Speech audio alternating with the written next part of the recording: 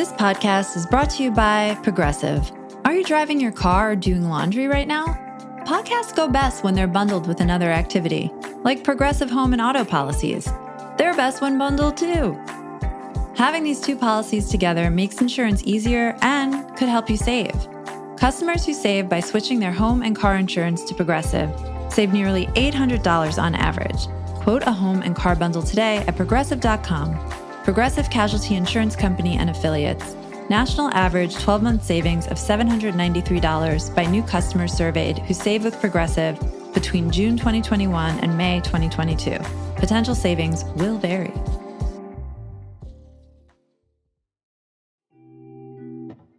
Apple Card is the perfect cashback rewards credit card. You earn up to 3% daily cash on every purchase every day.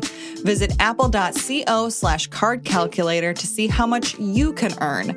Apple Card issued by Goldman Sachs Bank, USA, Salt Lake City branch. Subject to credit approval. Terms apply.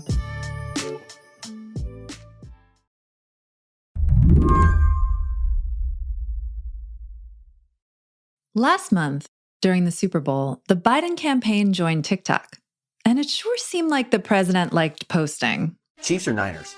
Two great quarterbacks, hard to decide. But if I didn't say I was for the Eagles, then I'd be sleeping alone. My wife's a Philly girl. Deviously plotting to rig the season so the Chiefs would make the Super Bowl, or the Chiefs just being a good football team?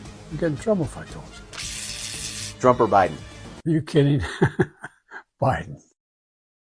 The campaign has been using the platform to post memes and raise awareness for Biden's re-election bid. Makes sense. TikTok's popularity among Americans has been growing faster than any other platform, according to Pew Research. But there's a tension here. TikTok has long been targeted by lawmakers, dating back to 2019 when then-President Donald Trump tried to force a sale of the platform due to its connections to the Chinese government. And since then, the threat of a TikTok ban in the US lingered. In fact, almost exactly a year ago, lawmakers were grilling TikTok CEO Shouzi Chu about the app's ties to China. ByteDance owns TikTok. If ByteDance is and the CCP owns ByteDance because the CCP owns everybody in China. And so by law, they can make them do whatever they want, and they say that by law, you can't tell anyone about it. So they can make you hand over that data. Is that correct? Data is stored here in American soil by an American company overseen by American We thought that, but leaked audio from 80 internal TikTok meetings shows that U.S. user data has been repeatedly accessed from China when you said it hasn't been. Then, after the hearing, nothing happened. TikTok continued to operate in the country, and negotiations between the platform and the government appeared to stall out. It looked like the app was here to stay. But earlier this month, seemingly out of nowhere, lawmakers in the House introduced a bill that would kill the app in the US. White House aides even helped craft the legislation. The bill sailed out of committee unanimously. The House rushed to bring it to a vote, and in a rare display of bipartisanship, they overwhelmingly voted to pass the bill on to the Senate. And why is it essential for Congress to do this? Because the PRC controls ByteDance. This is a common sense measure to protect our national security. This is not an attempt to ban TikTok. It's an attempt to make TikTok better. Tic-tac-toe, a winner. There's been attempts at banning TikTok before.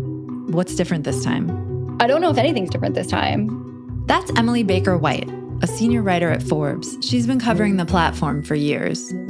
The sort of fundamental reasons that the Trump administration gave for wanting to ban TikTok are the same reasons that the Biden administration is now supportive of a ban on TikTok if divestment isn't possible. According to a Wall Street Journal report, when the Biden campaign joined TikTok, executives inside the social media company took it as a sign that things were going well for them in the US. But the fast pace that this bill moved blindsided the company and just about everyone else.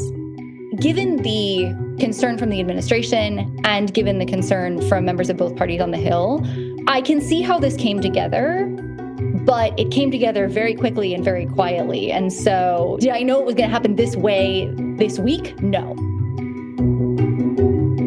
So today on the show, almost a year since the last calls for a ban, TikTok is under fire again. Is it about to go up in flames? I'm Emily Peck, filling in for Lizzie O'Leary, and you're listening to What Next TBD, a show about tech, power, and how the future will be determined. Stick around.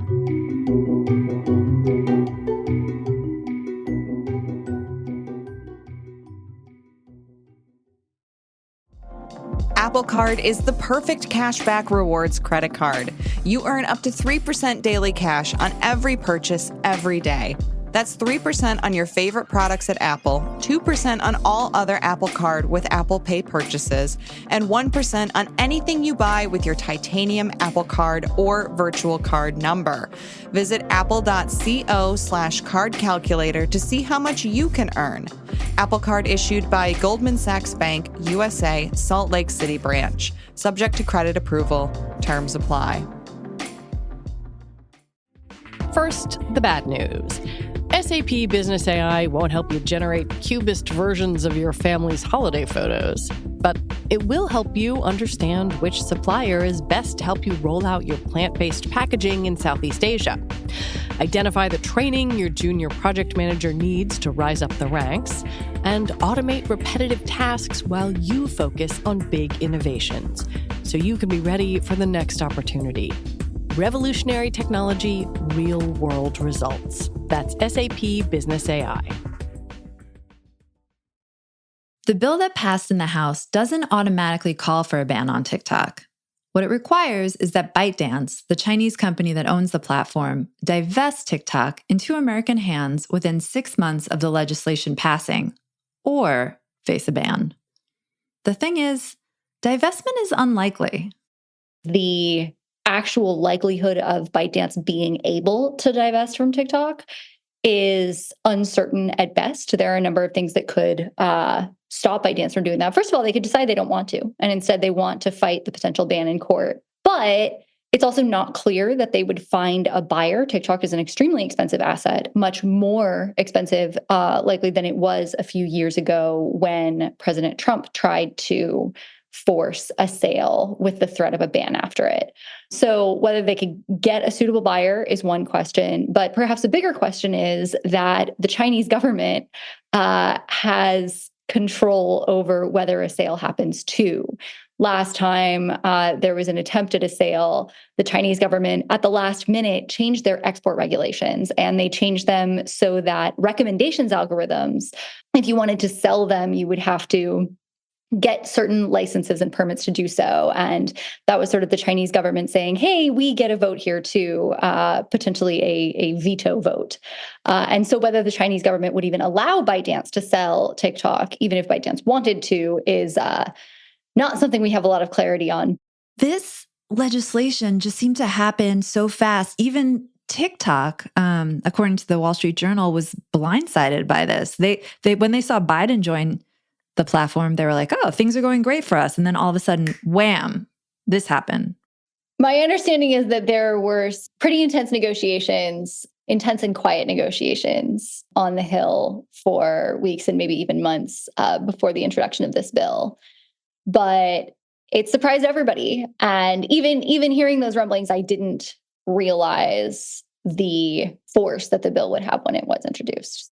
Around this time last year, TikTok was deep in negotiations with CFIUS. That's the Committee on Foreign Investment in the United States. These discussions were supposed to help TikTok remain operational in the US by distancing itself from ByteDance. They'd been negotiating since 2019, but talks hadn't gone anywhere, largely because TikTok had become so large that it's difficult to untangle all the interconnected parts that make it work. TikTok was built as one of many apps that ByteDance has made.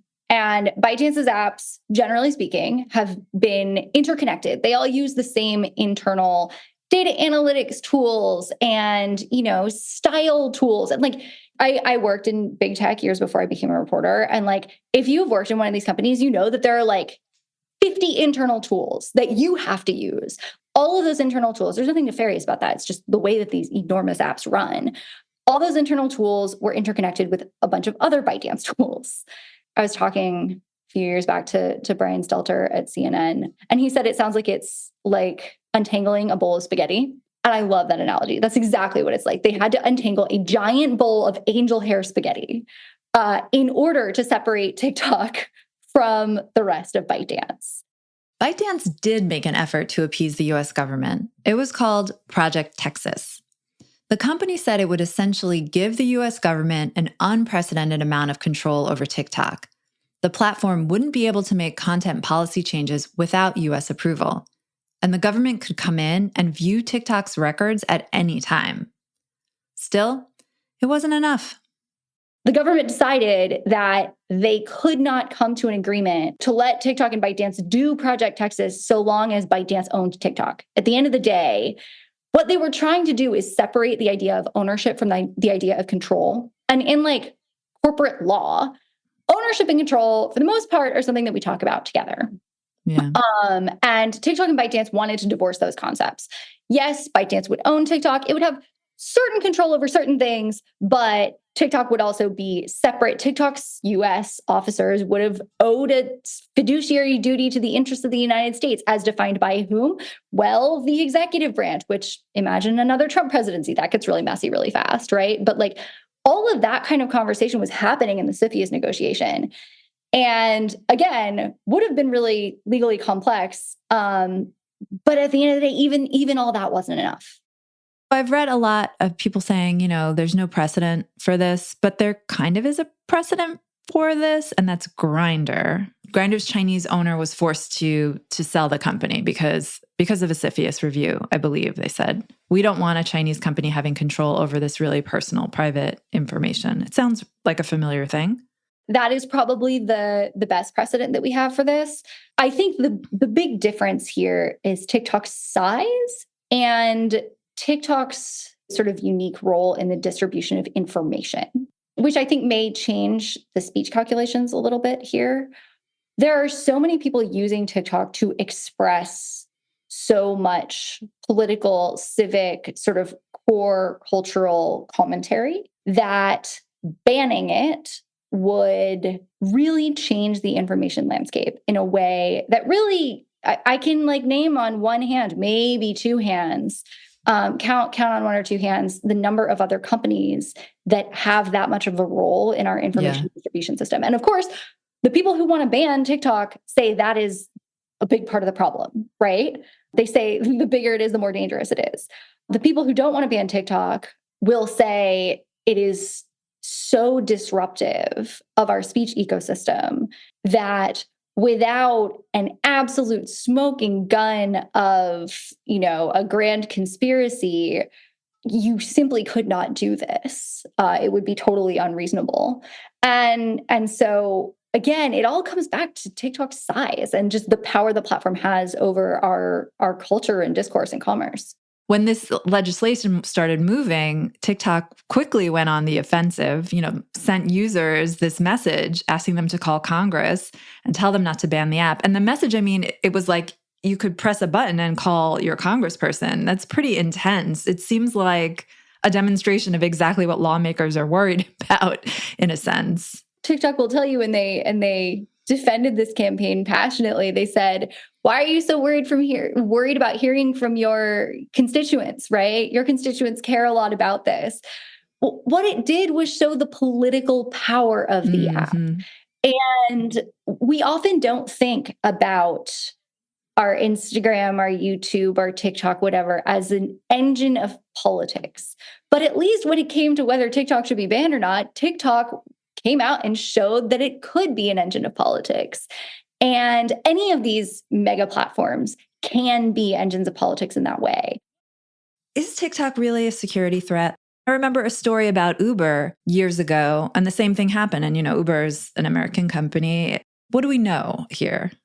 Any company of TikTok's size, TikTok, Meta, YouTube, et cetera, these companies have so much power and control over what we see that governments are going to try to manipulate people through them. We've seen this obviously on Facebook in the 2016 election, the, Russian election interference attempts. We've seen similar things on Twitter to Saudi agents actually got inside Twitter and turned over information to the Saudi government that, actually led to dissidents being imprisoned and killed. And so there is a very real threat that governments will try to infiltrate these platforms and use them for bad purposes. That is the fear with TikTok and ByteDance. And I do think there's a difference between that threat when applied to TikTok and ByteDance than there is with that threat applied to the US companies because of the extent to which the Chinese government has control over or has tried to assert control over private companies in China. Mm-hmm. Mm-hmm. That's a real difference. But there isn't any indication that there's a grand plot inside the C-suite at TikTok or ByteDance to try to manipulate the US population. That just hasn't been shown. And so I think the threat can be really real. And by the way, there doesn't have to be a plot in the C-suite. There can be, like there were at Twitter, a few people who gain access to things, and that can still cause harm. Yeah. And so I think like some people think it's all a grand conspiracy and they're all in cahoots to serve the interests of the CCP. I don't think there's any evidence to show that. But I do think the simple scale and power of these mega platforms, of these tech giants, is big enough that the threat is real that they will be used in ways that will harm us. When we come back, what's the political fallout of a TikTok ban?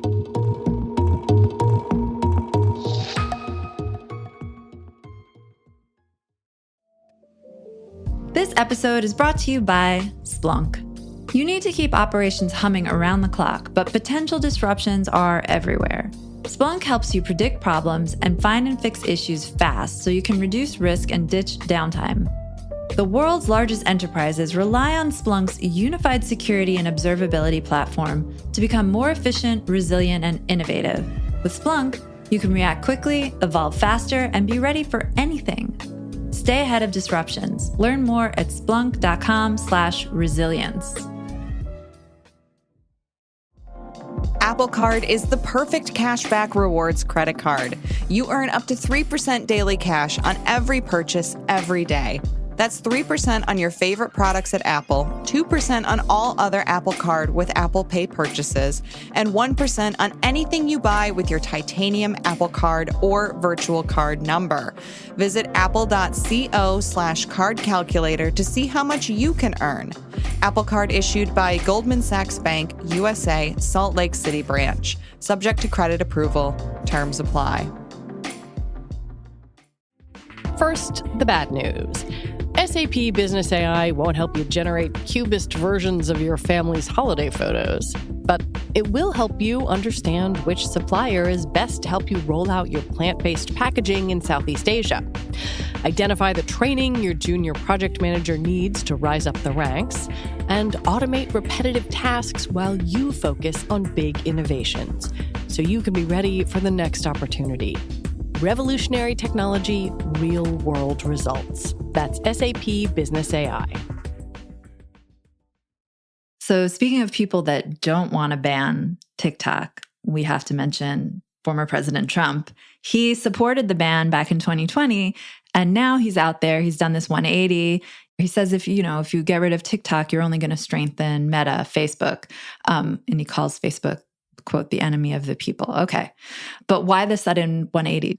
I certainly think the 180 does raise questions about how sincere he was about what he thought were national security risks in 2020. Certainly a fair question to ask why you thought this was so pressing then and not now.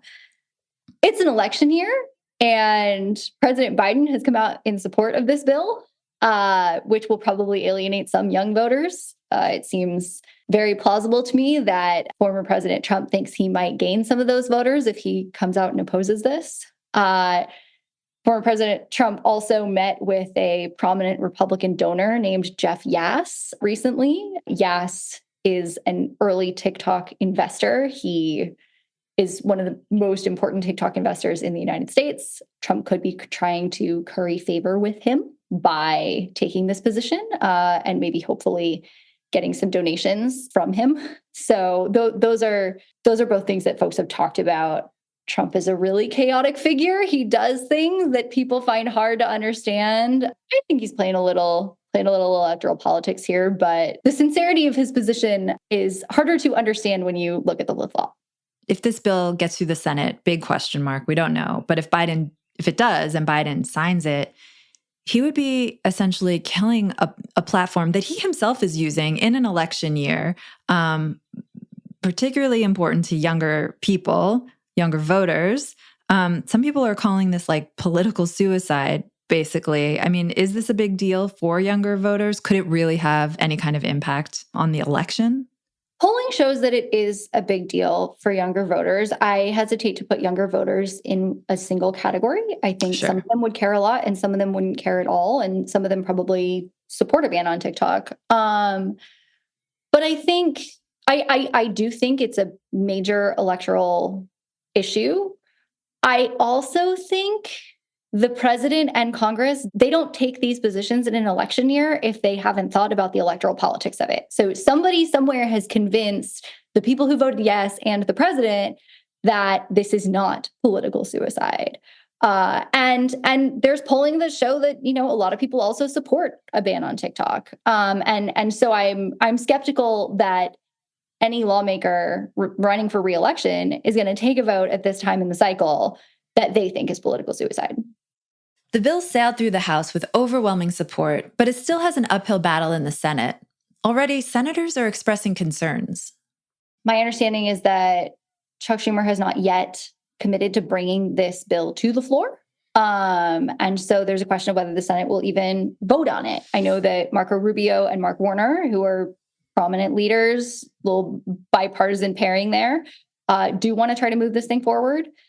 But I've heard a lot of senators say they're unsure. They need to look at the details. I'm not super confident that we're getting through the Senate here. I think there's a lot to be determined. I know that there are also some senators who favor a different approach and hope that they can materially change and pass a different piece of legislation than what the House passed and try to work toward reconciliation there. And even if it does make it through the Senate, the bill will almost surely be challenged in court. And there's some precedent here. A federal judge in Montana struck down a TikTok ban in the state, citing free speech concerns. A national ban is a different calculus, though. A federal ban would probably fare somewhat better than state bans, because when states start doing things in the name of national security by themselves, there's a separate and additional set of issues there. But there are a lot of potential landmines here. And you see big civil rights groups. The Knight First Amendment Institute came out against the bill. The ACLU has come out against the bill, right? There are serious groups saying this bill would not pass constitutional muster. And the sort of biggest and most core reason why is the restriction that it would place on a lot of people and a lot of people's speech. There are a number of legal issues here, and certainly the speech issues, but some of the others too, would likely be included in TikTok and ByteDance's challenge to this law. What's TikTok's response been? I mean, obviously didn't want the bill to pass. I've seen the argument that if it did pass, it'd be great for tech companies in the US. I've seen other tech companies saying like this is bad for tech companies in the US because it's giving the government just too much control over a social media company. What are they saying? Well, obviously they don't want the bill to pass, and they really have embraced the First Amendment issue here. They're also saying we make a ton of money in the United States. We're a really important part of the United States economy, and if you shut us down, you'll hurt your own economy. What of the influencers? Some people say they would move to YouTube and they would move to Instagram and they would get on with their lives, and so there are other platforms that they would go to, but this would certainly be disruptive to that ecosystem. So I'm thinking about this bill, and we just had an episode on TBD where we talked about those Florida and Texas laws where they're trying to keep social media companies from moderating political content. Is there something bigger happening here where policymakers are, just trying to simply find any ways possible to control social media platforms these days? Or is this really confined to, a national security thing? There's definitely an effort to regulate social media more in the US, but it's coming from a lot of different places. So far, for the most part, at least at the federal level, lawmakers have not reconciled their very different objectives in a law that would have a lot of teeth.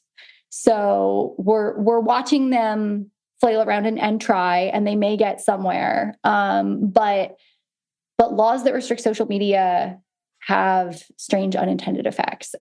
The other big thing that is going on, though, is that for Americans anyway, the internet has mostly been a borderless place. And we have seen in the last 5-10 years that start to change, right? Even in Europe, with the passage of GDPR, there are now restrictions on where Europeans' data can be stored. Clearly, in China, there's been a giant ratchet. Chinese nationals' data can't leave China the same way anymore. China is much more restrictive over that. And of course, they have a great firewall, right? We've also seen other less democratic countries further restricting what their citizens and nationals can access on the internet.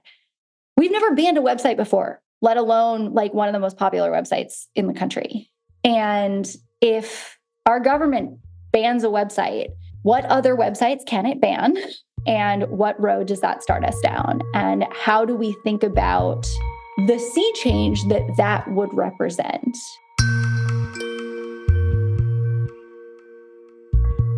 Emily, thank you so much for coming on. Of course. I'm so glad to be here. Emily Baker White is a technology reporter and senior writer at Forbes. And that's it for our show today. What Next TBD is produced by Evan Campbell, Anna Phillips, and Patrick Fort. Our show is edited by Paige Osborne. Alicia Montgomery is vice president of audio for Slate. TBD is part of the larger What Next family. TBD is also part of Future Tense, a partnership of Slate, Arizona State University, and New America. And if you're a fan of the show, I have a request for you. Become a Slate Plus member. Just head on over to slate.com/whatnextplus to sign up. We'll be back Sunday with another episode. I'm Emily Peck, filling in for Lizzie O'Leary, and you can catch me over on Slate Money every Saturday. Thanks for listening.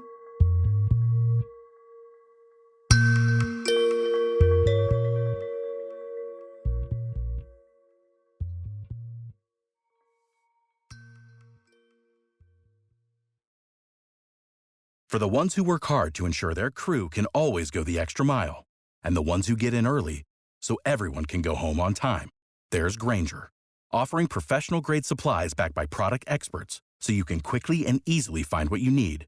Plus, you can count on access to a committed team ready to go the extra mile for you. Call, click Grainger.com, or just stop by. Grainger, for the ones who get it done.